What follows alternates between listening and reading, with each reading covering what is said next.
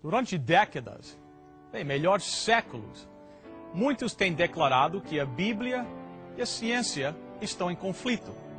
Que para acreditar na palavra de Deus, é preciso rejeitar tudo quanto os cientistas têm provado. Mas será que é mesmo assim? Ao estudar a Bíblia, nós vamos entender que a Bíblia é o livro mais científico do mundo, revelando Deus, o Criador do Universo. Hoje não está escrito uma conversa muito interessante com o nosso convidado especial sobre a Bíblia e a ciência. Voltaremos dentro de poucos instantes.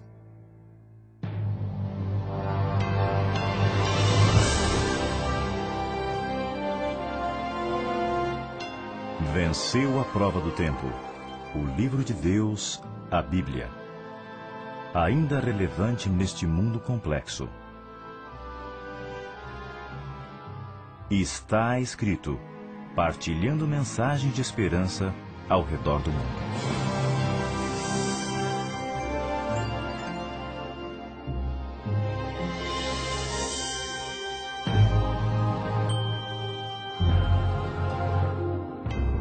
Bem, gostaria de dar as boas-vindas ao Dr. Montenegro.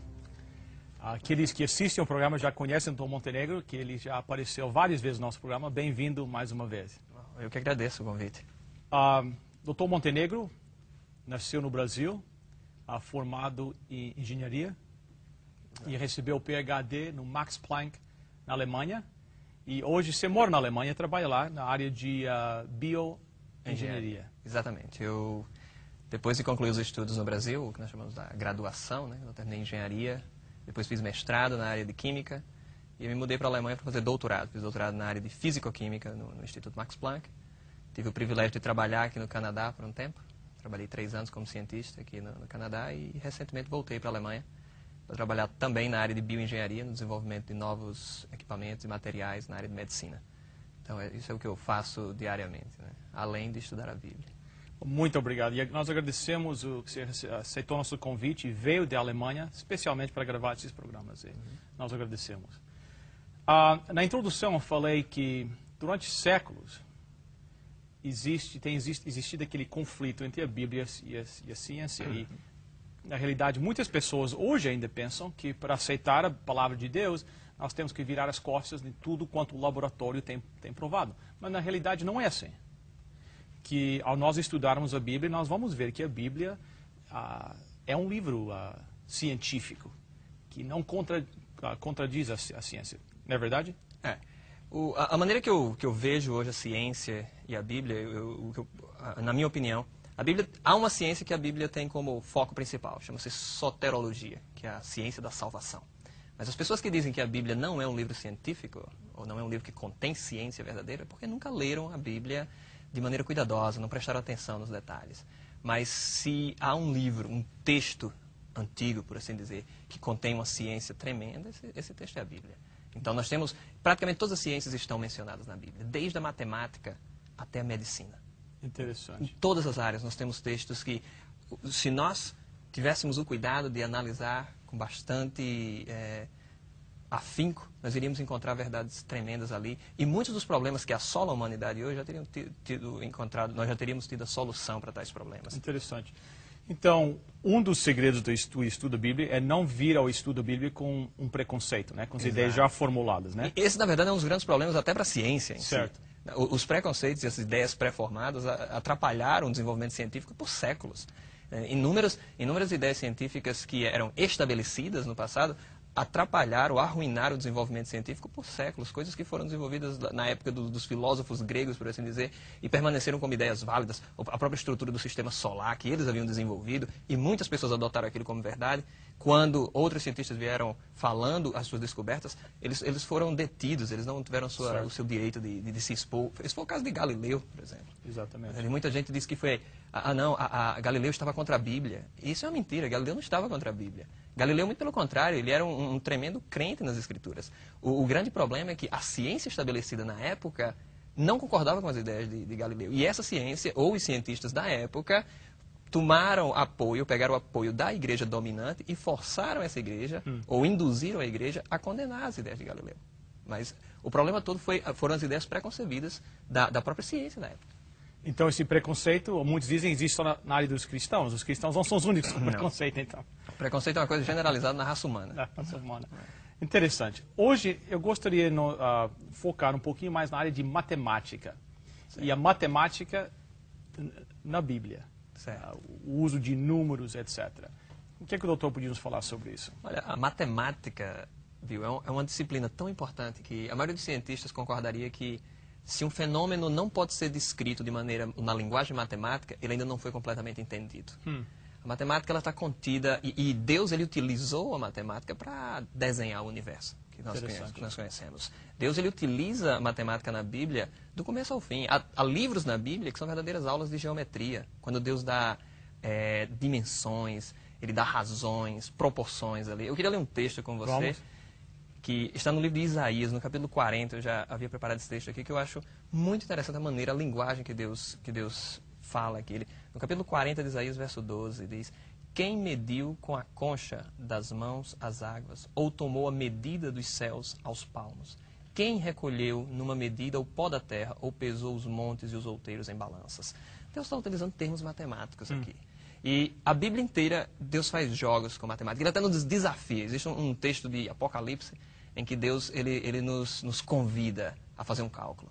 No livro de Isaías, no Apocalipse, desculpe, no capítulo 13, ele diz, quem tiver entendimento, calcule o número da besta, diz até assim, né, o 666, o 666.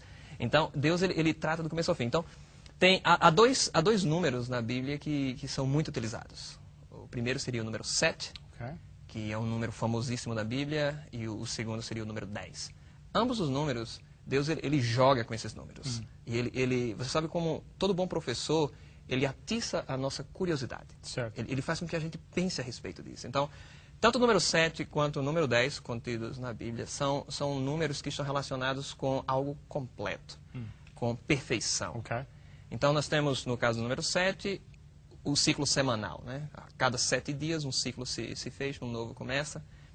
E nós temos lá em Gênesis e em Êxodo, onde em ambos os livros são mencionados textos como: e em 6 dias terminou Deus os céus e a terra, e no 7º dia descansou. Né? Então nós temos ali esse texto. E não só aí, o número 7 é utilizado em vários outros textos na Bíblia. Poderia citar com você no livro de Apocalipse, nós temos os selos, os 7 selos, as 7 igrejas, 7 trombetas. Então várias séries do número 7, e todas elas estão relacionadas com algo completo. Toda a história da humanidade contada ali em ciclos, e nós temos em diferentes aspectos, mas sempre utilizando o número 7 como uma maneira de fechar uma história, de concluir. Porque Deus ele utiliza esse número 7 numa linguagem de algo completo, de algo perfeito. Né?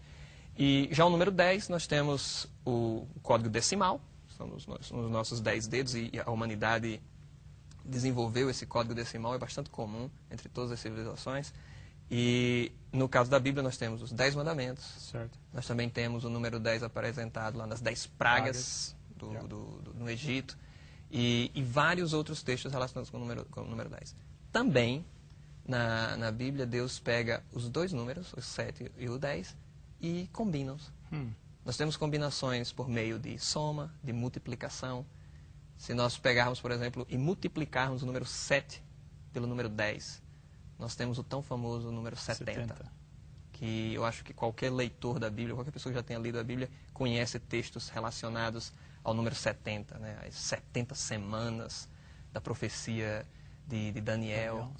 Certo? Tem vários outros textos bíblicos relacionados com o número 70. E uma outra multiplicação que ocorre depois é no caso quando Pedro, por exemplo, chega para Jesus e diz: Senhor, quantas vezes devo perdoar o meu irmão? Até 7. Que naquela época, os teólogos, os estudiosos bíblicos, eles dizem que na época era comum perdoar até 3 vezes. 3 vezes, tá certo. E Pedro vem, se achando um tremendo de um crente, né? de um cristão, e ele diz: eu estou querendo perdoar 7. O dobro e deu mais um, né? Deu mais um. Então eu sou um número completo. É um número completo. E aí Jesus surpreende. Jesus é tremendo porque ele surpreende sempre a raça humana. Ele diz: não, Pedro, você tem que fazer uma outra multiplicação. Agora você multiplique 7 vezes 70. E aí nós temos um outro número muito famoso na Bíblia, o 490. Nós temos os 490 anos lá na profecia de Daniel que foram dados separados da profecia, né? Certo. Para o povo judeu. Israel. Yeah. Exatamente. E aí você pega também o número 7, você pode somar com o número 10. Nós temos o número 17, que também aparece em vários textos bíblicos. Para você ter uma ideia, o dilúvio começou no 17º dia. Jesus, ele